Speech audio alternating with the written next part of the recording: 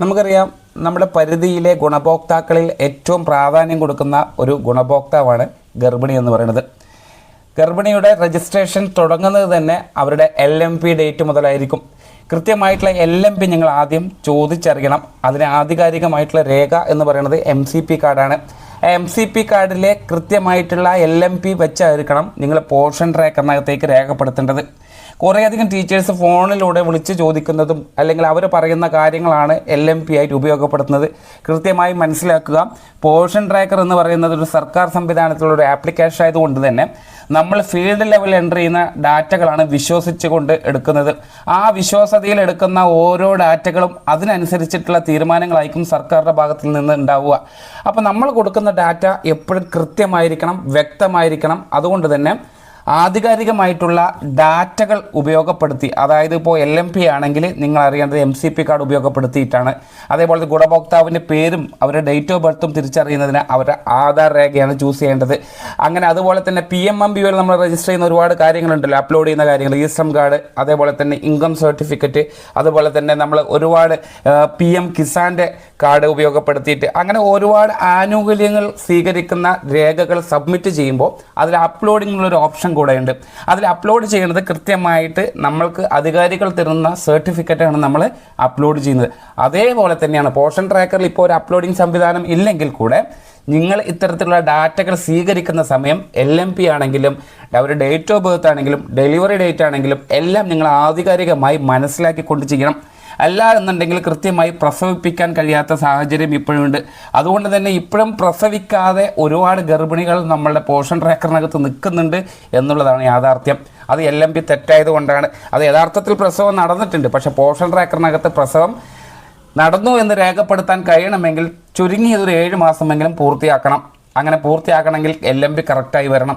അപ്പോൾ ഈ സാഹചര്യങ്ങൾ നമ്മൾ മനസ്സിലാക്കിയെടുക്കണം. അപ്പോൾ നമ്മൾ പ്രധാനപ്പെട്ട പ്രശ്നം എന്ന് പറയുന്നത്, നമ്മൾക്ക് പോർഷൻ ട്രാക്കറിനകത്ത് നമ്മളൊരു ഗുണഭോക്താവിനെ ലാക്ടേറ്റിംഗ് മദറിലേക്ക് കൺവേർട്ട് ചെയ്യുന്നതിന് അവരുടെ ഡെലിവറി ഡേറ്റ് വേണം. അതായത് കുട്ടിയുടെ ജനന തീയതി. അത് നമ്മൾ എടുക്കേണ്ടത് കൃത്യമായി അവരുടെ ബർത്ത് സർട്ടിഫിക്കറ്റിൽ നിന്നാണ് നമ്മൾ എടുക്കേണ്ടത്. അല്ല എന്നുണ്ടെങ്കിൽ കൃത്യമായി അത് അവരെന്തായാലും ഹോസ്പിറ്റലിൽ നിന്നൊരു കാർഡ് കൊടുക്കും. ജനിച്ച ഉടനെ തന്നെ ആ കുട്ടിയുടെ ജനന തീയതിയും ഹൈറ്റും വെയിറ്റും കൊടുക്കും. അത് പ്രകാരം മാത്രമേ നമുക്ക് എൻ്റർ ചെയ്യാൻ സാധിക്കുകയുള്ളൂ.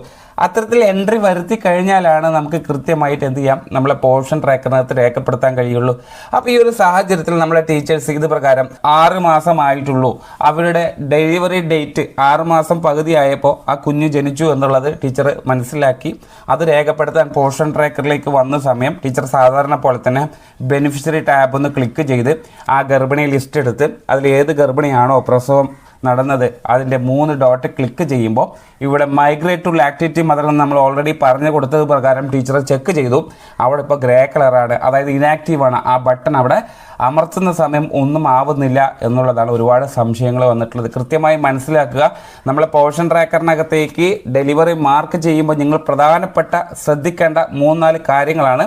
ഒന്നെന്ന് പറയുന്നത് കൃത്യമായ ഡെലിവറി ഡേറ്റ് മനസ്സിലാക്കുക, അല്ലെങ്കിൽ കുഞ്ഞിൻ്റെ ജനന തീയതി. ഇത് 2-3 ആയിരിക്കും.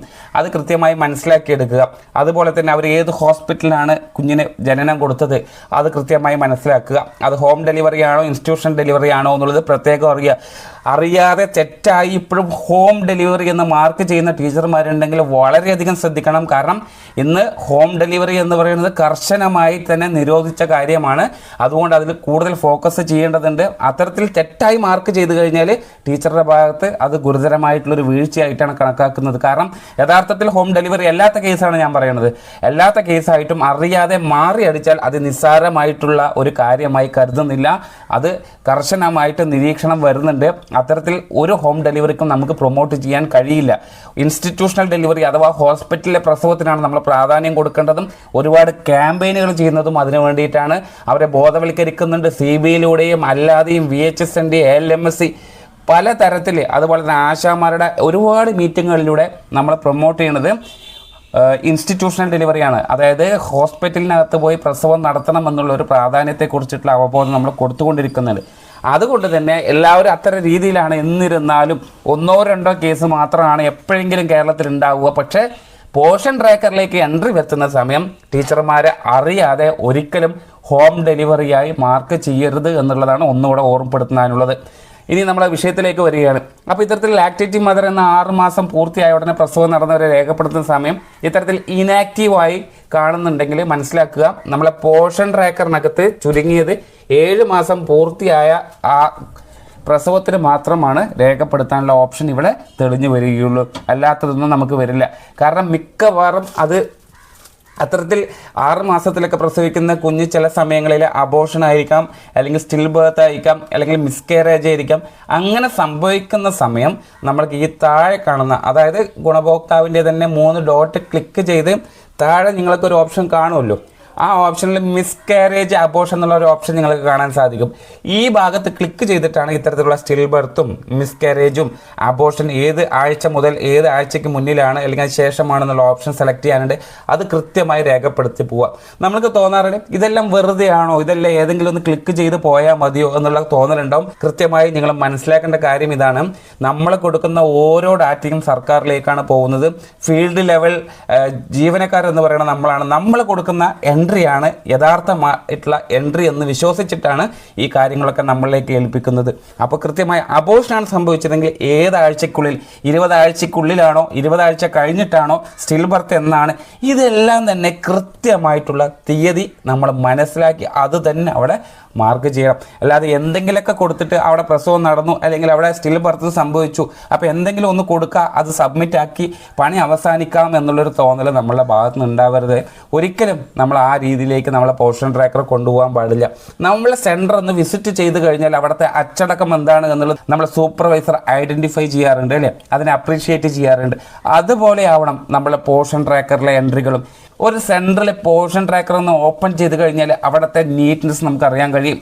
അത് കൃത്യമായിട്ടുള്ള ഡാറ്റ എൻട്രിയും അതുപോലെ പരിധിയിൽ ഒരാളെയും വിട്ടു നിൽക്കാതെ എല്ലാവരെയും പോഷൻ ട്രാക്കറിലേക്ക് കൊണ്ടുവരുന്നതും അവരെ കൃത്യമായി വളർച്ചാ നിരീക്ഷണം രേഖപ്പെടുത്തുന്നതും ഒന്നും പെൻഡിങ് ആവാതെയുള്ള ഹോം വിസിറ്റ് രേഖപ്പെടുത്തലും അതുപോലെ തന്നെ അവരുടെ ബോഡി മാസ് ഇൻഡെക്സ് രേഖപ്പെടുത്തലും അതുപോലെ തന്നെ വാക്സിനേഷൻ ഇമ്മ്യൂണൈസേഷൻ ഒന്നും കൃത്യമായി ഓവർ ഡ്യൂ വരാതെ അതാത് സമയങ്ങളിൽ കൊടുത്തു വരുന്ന ഒരുപാട് ടീച്ചേഴ്സ് നമുക്കുണ്ട്. അതുപോലെ THR മാർക്ക് ചെയ്യുന്നത്, ഇതൊക്കെ കൃത്യമായി ചെയ്യുന്ന ഒരുപാട് ടീച്ചേഴ്സ് നമ്മളുടെ ഈ സബ്സ്ക്രിപ്ഷൻ ലിസ്റ്റിൽ നിന്ന് നമുക്ക് കാണാൻ കഴിയും.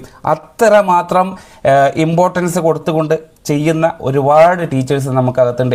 ഇപ്പോഴത് മനസ്സിലാവാതെ കുറേ ടീച്ചേഴ്സ് ഉണ്ട്. അവർക്ക് ഉപകാരപ്പെടുന്നതിന് വേണ്ടിയിട്ടാണ് നമ്മളിത് ഓരോന്നും എണ്ണി എണ്ണി പറഞ്ഞു വരുന്നത്. അപ്പോൾ കൃത്യമായി നിങ്ങൾക്കൊരു ഡയറക്ഷൻ തരുന്ന സമയം അത് ഫോളോ ചെയ്ത് കഴിഞ്ഞാൽ മാത്രം മതി. പോഷൻ ട്രാക്കർ എന്ന് പറയുന്ന ആപ്ലിക്കേഷൻ നമ്മളെ കയ്യിൽ ഒതുക്കുന്ന ഒരു ആപ്ലിക്കേഷനാണ്. നമ്മൾക്ക് ഈസിയായി നിങ്ങൾക്ക് മനസ്സിലാവുന്ന രീതിയിലാണ് ആ പോഷൻ ട്രാക്കറിൻ്റെ എല്ലാ ഭാഗങ്ങളും കൊണ്ടുവരുന്നത്. അതിലേതെങ്കിലും തരത്തിൽ ബുദ്ധിമുട്ടുണ്ടെങ്കിൽ നിങ്ങൾ അത് പറയുന്ന സമയം അത് കൃത്യമായി നിങ്ങൾക്ക് മനസ്സിലാവുന്ന രീതിയിലുള്ള മാറ്റങ്ങളും അത് കൊണ്ടുവരുന്നുണ്ട്. അപ്പോൾ നമ്മൾ കാര്യങ്ങൾ മനസ്സിലാക്കിയെടുക്കാം.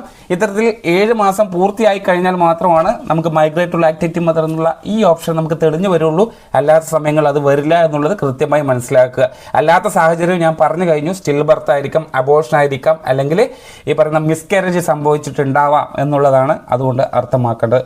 അപ്പോൾ ഇപ്പോഴും 9 മാസം കഴിഞ്ഞിട്ടും, അതായത് അവരുടെ എക്സ്പെക്റ്റഡ് ഡെലിവറി ഡേറ്റ് എന്താണെന്നുള്ളത് പോലും പോഷൻ ട്രാക്കർ ഇപ്പോൾ കണ്ടുപിടിച്ച് തരുന്നുണ്ട്. അതായത് നമ്മൾ പോഷൻ ട്രാക്കറിനകത്ത് ഇത്തരം ഗർഭിണികളുടെ EDD ഡേറ്റ് നമുക്ക് മുൻകൂട്ടി അറിയിക്കുന്നുണ്ട്. അതായത് എക്സ്പെക്റ്റഡ് ഡെലിവറി ഡേറ്റ് 20 ദിവസം മുന്നേ നമുക്കൊരു നോട്ടിഫിക്കേഷനായിട്ട് നമ്മളെ പോഷൻ ട്രാക്കർ നമ്മളിലേക്ക് അറിയിക്കുന്നുണ്ട്. അത് നമ്മൾ ചെക്ക് ചെയ്യണം. അതായത് ഈ ഗർഭിണി ഇന്ന ദിവസം പ്രസവിക്കും എന്നുള്ളൊരു എസ്റ്റിമേറ്റ്, അതായത് ഒരു അപ്രോക്സിമേറ്റ് ആയിട്ട് നമുക്ക് നമ്മളെ പോഷൻ ട്രാക്കർ കാണിച്ചു തരുന്നുണ്ട്. അത് നിങ്ങൾ ശ്രദ്ധിക്കാറുണ്ടോ ഇല്ലയോ എന്നുള്ളത് എനിക്കറിയില്ല, പക്ഷെ നിങ്ങൾ നോക്കണം. അത് ഈ ഭാഗത്ത് പോയി നോക്കിക്കഴിഞ്ഞാലാണ് നിങ്ങൾക്ക് കാണാൻ സാധിക്കുക. ഇവിടെ എക്സ്പെക്റ്റഡ് ഡെലിവറി ഡേറ്റ് കാണാൻ സാധിക്കുക. എത്ര ഗർഭിണികളുണ്ടോ അവരുടെ എക്സ്പെക്റ്റഡ് ഡെലിവറി ഡേറ്റ് അവിടെ കാണാൻ സാധിക്കും. കൃത്യമായി 9 മാസത്തോടുകൂടി അടുക്കുമ്പോഴാണ് ഈ ഭാഗത്ത് തെളിഞ്ഞു വരിക. ആ സമയം തന്നെ നിങ്ങൾ ആ ഗുണഭോക്താക്കളിലോട്ട് എന്ത് ചെയ്യണം, കോൺടാക്റ്റ് ചെയ്യുന്നതിന് വേണ്ടിയിട്ടാണ് ഇത്തരത്തിലൊരു അറ്റൻഷൻ എടുക്കാൻ വേണ്ടിയിട്ടൊരു മെസ്സേജ് തരുന്നത്.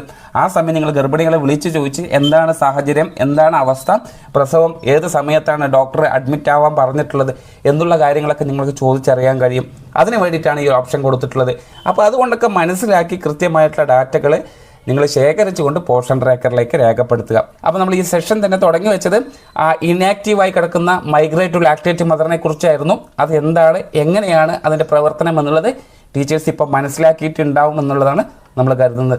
അപ്പോൾ നമുക്കറിയാം ഈ പോഷക ഭാഷ എന്ന് പറയുന്ന ഈ ചാനൽ തന്നെ കംപ്ലീറ്റ്ലി നമ്മളെ ടീച്ചേഴ്സിന് വേണ്ടി പോഷൻ ട്രാക്കർ സുതാര്യമായി അല്ലെങ്കിൽ പോഷൻ ട്രാക്കർ എളുപ്പത്തിൽ നിങ്ങൾക്ക് മനസ്സിലാക്കാൻ പറ്റുന്ന രീതിയിലേക്ക് നിങ്ങളെ കാര്യങ്ങൾ നിങ്ങളിലേക്ക് എത്തിക്കുക എന്നുള്ളൊരു ഉദ്ദേശ ലക്ഷ്യത്തോടു കൂടി തുടങ്ങിയ ഒരു ചാനലാണ്. അപ്പോൾ നിങ്ങളൊരു സപ്പോർട്ട് നമുക്ക് വേണം. സബ്സ്ക്രൈബ് ചെയ്യാത്ത ടീച്ചേഴ്സ് ഉണ്ടെങ്കിൽ നമ്മുടെ കൂടെ ഒന്ന് കൂടണം. നിങ്ങളുടെ ആ ഒരു കൂട്ടായ്മയാണ് നമുക്ക് കൂടുതൽ വീഡിയോസ് ചെയ്യാനുള്ള ആ ഒരു എഫേർട്ട് എടുക്കാനുള്ള ഒരു ഊർജ്ജം എന്ന് പറയുന്നത്. അപ്പോൾ നിങ്ങളത് തന്നുകൊണ്ടേയിരിക്കുക. നിങ്ങൾക്ക് ഉതകുന്ന രീതിയിൽ അല്ലെങ്കിൽ നിങ്ങൾക്ക് മനസ്സിലാവുന്ന രീതിയിൽ നമ്മൾ ഓരോ കാര്യങ്ങളും പോഷൻ ട്രാക്കറുടെ ഓരോ മുക്കും മൂലയും നിങ്ങളിലേക്ക് എത്തിക്കും എന്നുള്ളത് ഉറപ്പ് തരികയാണ്. കൃത്യമായി നിങ്ങൾക്ക് മനസ്സിലാവുന്ന രീതിയിൽ എത്തിക്കും എന്നുള്ളതാണ് നമുക്ക് പറയാനുള്ളത്. അതുകൊണ്ട് തന്നെ നിങ്ങളുടെ സപ്പോർട്ട് എപ്പോഴും നമ്മളെ കൂടെ ഉണ്ടാവണം. Thank you.